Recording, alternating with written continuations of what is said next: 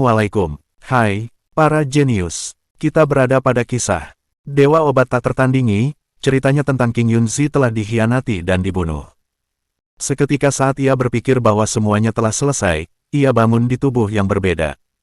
Tubuh seorang bercelana sutra bernama Ye Yuan. Saat ia memulai hidup barunya, ia sudah harus berjuang karena kehilangan orang-orang yang dikasihinya selain ia harus memeneria hidupnya yang baru. Tidak mau menyerah dengan takdirnya, Ye Yuan berhasil membuat ia kembali menjadi yang paling top, sambil ia menyembunyikan identitas dari musuh-musuh lamanya sambil ia merencanakan pembalasan dendamnya. Bagaimana dia bangkit kembali? Apakah dia akan diekspos dan mati lagi dengan penyesalan yang tak terhitung jumlahnya? Apakah ada dalang di balik semua ini? Dengan semua pertanyaan itu dan lebih banyak lagi pertanyaan di dalam hatinya, Ye Yuan memutuskan untuk mencari jawabannya, saat ia juga menemukan cerita yang lebih gelap di balik semuanya. Lalu bagaimana kisah selengkapnya? Ayo kita simak. Selamat bersantai. Bab 1, ini boleh dimakan tidak? Uhuk, uhuk, uhuk. Seorang pemuda terbaring di atas tempat tidur kayu dengan ukiran antik. Ia terlihat kesakitan, tubuhnya lunglai tak berdaya. Pemuda itu menahan sakit, batuknya tak juga berhenti, justru semakin parah. Wajahnya terlihat pucat dengan bibir keunguan, jelas sekali bahwa kondisinya sangat buruk, atau bahkan tak lama lagi ia mungkin mati, karena batuknya yang tak kunjung berhenti membuat wanita yang berada di sisinya panik akan kondisi putranya itu. Ren Hongling, nama ibunya berusia sekitar 30 tahun, meski ia tak muda lagi, namun aura kecantikannya masih terpancar dari wajahnya yang putih. Alisnya terangkat, perlahan mereda, dengan cepat meraih tangan putranya, menggenggamnya erat. Yuan, akhirnya kamu bangun. Ibu sangat cemas dan takut. Kalimatnya terhenti. Ibu takut kamu mati. Lanjutnya nampak sedih. Ah, cepat panggilkan ayahnya. Katakan padanya Yuan sudah sadar sekarang, teriak Ren Hongling kepada pelayan. Salah seorang pelayan dengan cepat berlari tanpa mendengarkan lagi perintah selanjutnya. Suara-suara itu bermunculan dan lalu menghilang. Ye Yuan masih bingung, apakah ini kenyataan atau hanya mimpi. Sementara itu Ye Yuan masih terus terbatuk. Ia berusaha menepis kepingan-kepingan ingatan yang melintas dalam memorinya. Seluruh tubuhnya terasa sakit. Huek, darah segar berwarna hitam keluar dari mulut Ye Yuan, mengotori alas tempat tidurnya. Dilihat dari warnanya yang hitam, jelas sekali kalau darah Ye Yuan mengandung racun. Ye Yuan menekan dadanya kirinya, terasa sakit, menghela nafas, lalu kemudian menatap wanita di hadapannya. Ren Hongling semakin cemas, perasaannya bergejolak, jantungnya berdegup kencang, merasa iba melihat putranya menahan sakit. Apa yang harus ia lakukan? Ia sendiri tak tahu harus berbuat apa. Ye Yuan sangat menderita menahan sakit. Ye Yuan masih menatap wanita itu dengan tajam, mencoba mengingat-ingat siapa wanita yang kini berada di hadapannya. Semakin ia berusaha mengingatnya, kepalanya semakin terasa sakit. Ye Yuan meringis, kepalanya terasa berdenyut-denyut, tangannya memegang kepalanya dengan kuat. Ark! Desah Ye Yuan berusaha mengingat memorinya, tangan kanannya menekan dahinya. Mengapa ia tidak bisa mengenali wanita di hadapannya itu? Siapa dia? Ye Yuan semakin bingung dan frustasi, tidak ada satupun dalam memorinya mengingat wanita di hadapannya kini. Ren Hongling cemas, melihat wajah putranya yang nampak kebingungan. Yuan, apa yang kamu rasakan? Apakah racun rumput penghancur usus bereaksi kembali? Ren Hongling berusaha meraih tangan Ye Yuan, namun dengan cepat Ye Yuan menepisnya. Ia terkejut dengan reaksi putranya itu. Jelas sekali, Ye Yuan tidak mengenali dirinya. Ye Yuan tidak mempedulikannya, dahinya berkerut, kedua matanya terpejam, kemudian dia meringis, seperti sedang menahan sesuatu. Melihat putranya kesakitan menahan sakit, Ren Hongling berteriak. Cepat ambilkan obat penawar racun terbaik untuk tuan muda, suaranya bergetar karena ia sangat mengkhawatirkan putranya itu. Tanpa banyak bertanya, seorang pelayan berlari segera untuk mengambil obat penawar. Perlahan Ye Yuan menatap wanita di hadapannya, ia berusaha keras untuk mengingat, lalu kemudian perlahan memorinya tertata kembali, wajah itu muncul dalam ingatannya, kini ia yakin bahwa wajah yang tak asing di hadapannya itu adalah ibunya, Ren Hongling, kemudian ia teringat dirinya sendiri, Ye Yuan, ya pada akhirnya ia terlihat lega bahwa ingatannya telah kembali. Perlahan Ye Yuan tersenyum kepada ibunya. Ren Hongling merasa lega, diraihnya tangan sang putra. Ye Yuan terlahir sebagai keturunan keluarga tabib agung di negeri Qin. Kepala keluarganya adalah Ye Hang, yang juga ayah Ye Yuan, seorang tabib agung kelas rendah. Ayahnya memiliki peranan yang sangat penting dalam negeri Qin. Tapi sayangnya, Ye Hang adalah seorang ayah yang keras dan menakutkan seperti harimau. Dia melihat Ye Yuan seperti dirinya, ibarat pepatah buah tak jauh dari pohonnya. Ye Yuan selalu membuat masalah setiap hari dan bahkan ia rela melakukan hal-hal bodoh hanya demi mengejar wanita. Ia tidak berhasil menjadi seorang murid di sekolah tabib setelah sekian lama. Sungguh memalukan dan akhirnya Ye Yuan dikirim kembali ke tempat neneknya. Pada kenyataannya Ye Hang mau tidak mau harus menerima keadaan putranya. Dia tidak terlalu berharap kepada Ye Yuan, sehingga Ye Hang membiarkan Ye Yuan melakukan apa yang dia inginkan. Ye Hang biar bagaimanapun harus melindungi Ye Yuan, setiap kali putranya membuat masalah di luar, Ye Hang lah yang pada akhirnya menyelesaikan semua masalah putranya lalu menghapus jejaknya. Namun sebagai seorang ayah, dia selalu berharap putranya akan sukses. Ye Hang harus membayar dengan harga yang sangat besar agar putranya dapat diterima di perguruan Danwu. Dia berharap Ye Yuan bisa belajar sesuatu di sana. Akan tetapi Ye Yuan mengalami masalah di sekolah Danwu, dia bersaing dengan temannya hanya untuk mendapatkan seorang wanita, sebuah pertarungan penetralan racun yang akhirnya membuat dirinya bertarung melawan kematian. Pada akhirnya Ye Yuan teringat semua hal yang terjadi sebelumnya dan mengapa ia berada di sini. Ye Yuan menghela nafas setelah tersadar dengan apa yang telah ia alami sebelumnya. Dasar bodoh. Bertarung dengan mengorbankan diri sendiri. Hayolah. Saat ini namamu Ye Yuan, kamu bukan lagi King Yunzi. Sudut bibir atas Ye Yuan terangkat, menatap ibunya, lalu kedua bola matanya berputar, memperhatikan detail ruangan. Aku adalah King Yunzi, seorang tabib kaisar. Saat itu entah bagaimana sukmaku masuk ke dalam tubuh ini, ya tubuh yang rentan dan tak berdaya ini. Hanya karena surga memberkati aku, maka aku dilahirkan kembali sebagai manusia yang berbeda. Kini namaku Ye Yuan, dan wanita di hadapanku ini adalah ibuku. Meski hanya sukmaku yang ada di tubuhnya, namun ingatan tentang masa lalu pemilik tubuh ini tidak terhapus sama sekali. Lalu ingatan tentang masa lalu Ye Yuan tiba-tiba bermunculan, tentang balas dendam kepada seseorang yang telah membuatnya mati. Aku akan membunuhnya dengan tanganku sendiri. Kedua mata Ye Yuan tiba-tiba berubah, sangat menakutkan. Ada amarah, benci dan dendam, tentang seseorang yang harus membayar semuanya, semua yang telah ia alami sebelum hari ini. Yuan, apa yang kamu pikirkan? Ren Hongling mengelus tangan Ye Yuan dengan lembut. Ibu, aku akan membunuhnya. Membunuh seseorang yang telah membuatku seperti ini. Ren Hongling terlihat cemas dan ketakutan, wajah putranya itu, ya dia sangat mengenalnya, penuh amarah dan dendam. Bagaimana mungkin Ye Yuan bisa balas dendam dalam keadaan seperti ini? Ingin sekali Ren Hongling menangis melihat keadaan putranya saat ini, namun ia menahannya dengan kuat. Menggenggam tangan Ye Yuan, meyakinkan putranya bahwa ia akan selalu ada untuknya. Ye Yuan pernah berselisih paham dengan keluarga Wan, tidak tanpa alasan Ye Yuan ingin melakukan balas dendam pada keluarga Wan, karena sebelumnya ia telah dihabisi dan disakiti oleh keluarga Wan. Yuan, kamu tahu, seseorang harus menunggu waktu dan kesempatan yang tepat untuk melakukan balas dendam. Ibu paham kamu sangat menderita dan marah atas apa yang terjadi, tapi keadaanmu masih lemah. Jangan pikirkan perihal hutang kita pada keluarga Wan, itu urusan kami.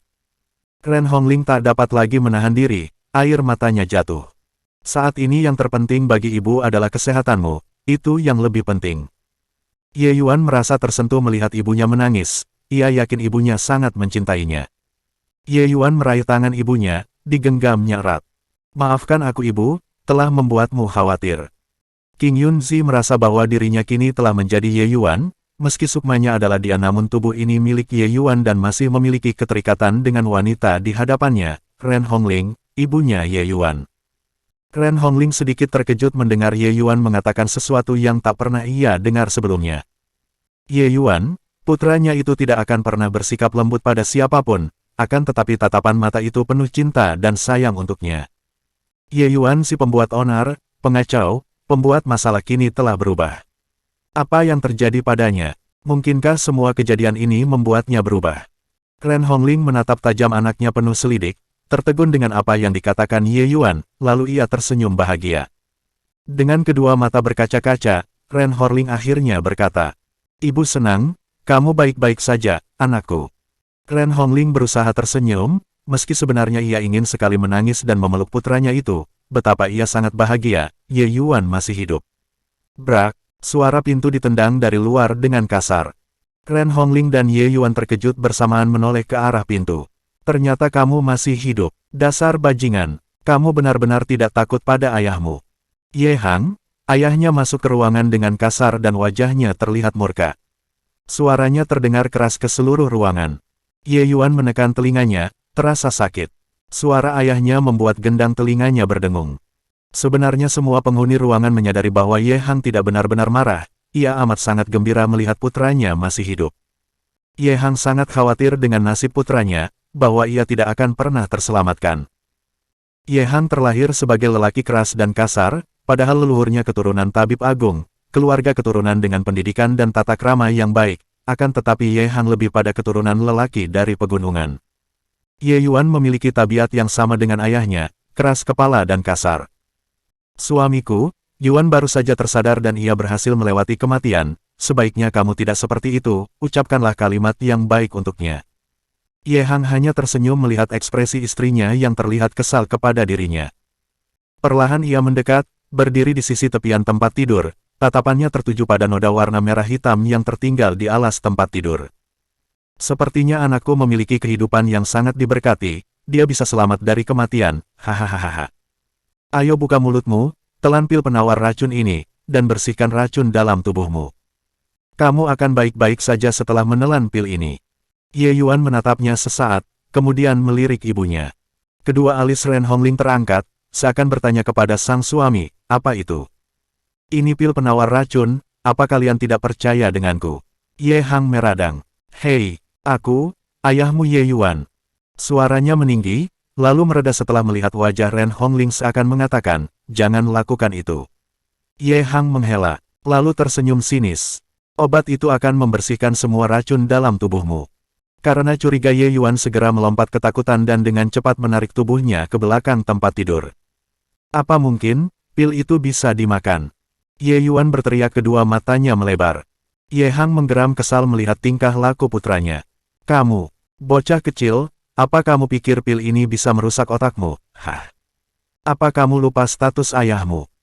Ren Hongling yakin tindakan Ye Yuan atas dasar ketidakpercayaan dirinya terhadap sang ayah, tentang khasiat pil penawar racun itu. Ye Yuan, ayahmu adalah tabib agung, bahkan jika Yang Mulia bertemu dengannya, dia akan menunjukkan rasa hormat. Dia adalah ayahmu, tidak mungkin dia akan menyakitimu dan membuatmu menderita. Sudut bibir atas Ye Yuan berkedut, dia tetap menolak masih diam terpaku tanpa berkata apa-apa. Dia jelas tahu bahwa obat itu adalah pil penawar racun. Hanya saja ia berpikir bahwa khasiat dari pil itu agak terlalu lemah. Di masa lalunya, ayah King Yunzi adalah tabib kaisar. Dia tumbuh dan meminum pil obat-obatan seolah-olah dia sedang makan kacang jeli. Bagaimana mungkin dia tidak paham tentang pil penawar racun biasa itu?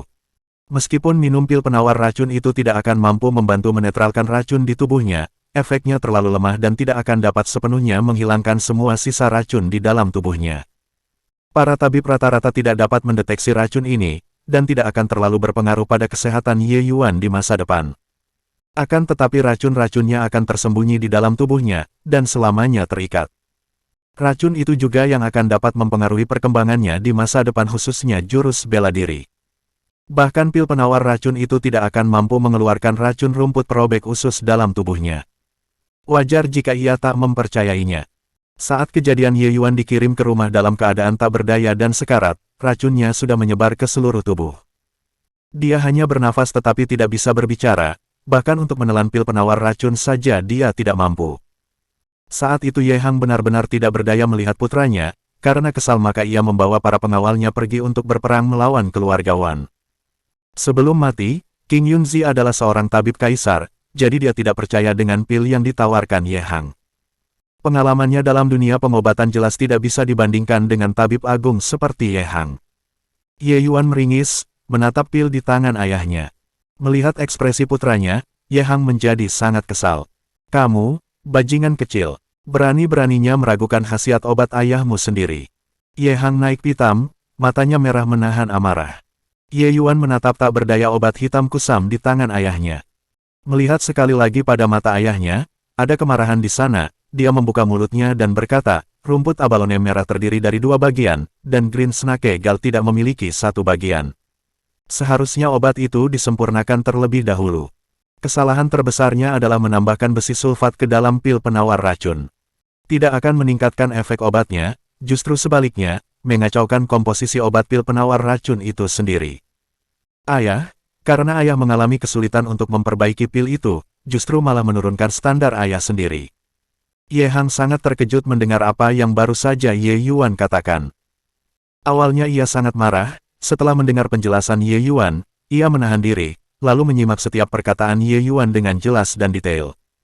Ye Hang yakin apa yang telah ia lakukan sudah benar-benar akurat perihal penyempurnaan pil tersebut.